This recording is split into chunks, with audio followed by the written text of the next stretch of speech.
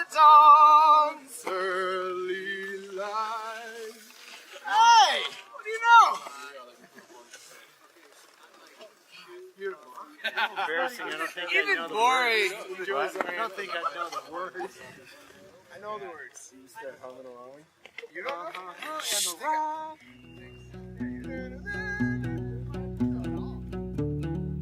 You know, I take pride in the fact that we're all Americans, and I think for many years, there's been this stigma that we need to have a European to be professional, to be competitive, and you know, I have a lot of respect for the Europeans and the European coaches, but if we can do it with our own people and carrying our own flag, I'm absolutely all for it. I'd say having an all-American staff, it's a huge motivator with the team.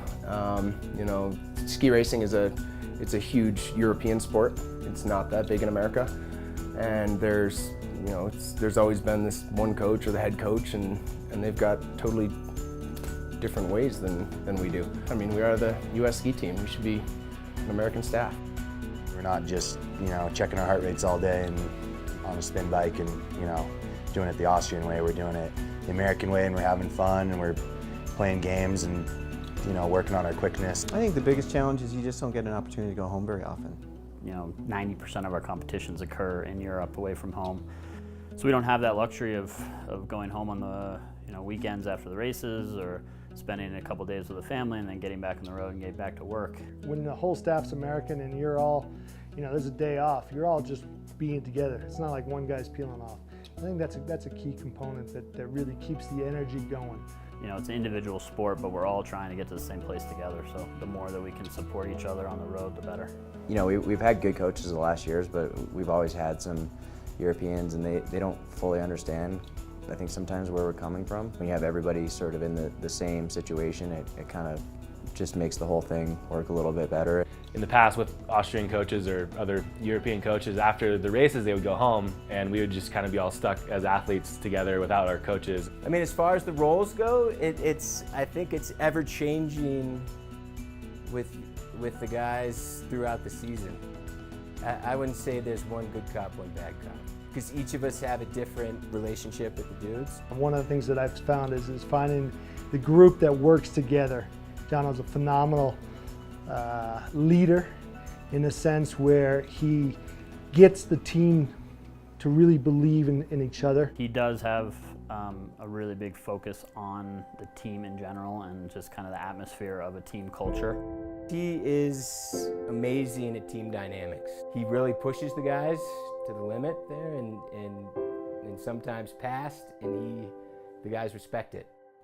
It's fun. We keep it lighthearted, and he understands us, and he understands our humor, and he's a kid, basically.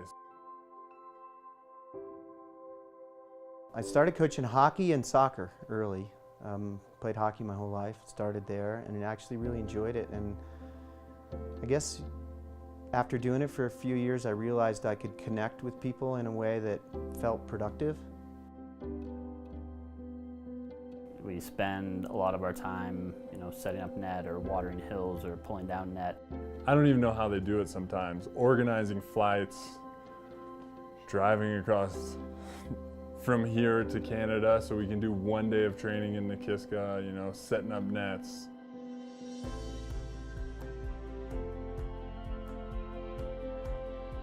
You know, they're in their boots sometimes before 6 in the morning, and they don't take them off until after dinner or later. I mean, we're watching video at 10 o'clock sometimes. I mean, it's not a 9-to-5 job for sure. Every single one of our coaches has a unique perspective, and they think about ski racing and skiing and a little bit different. They put in so many hours lugging around gates and planning logistical nightmares that happen on the road.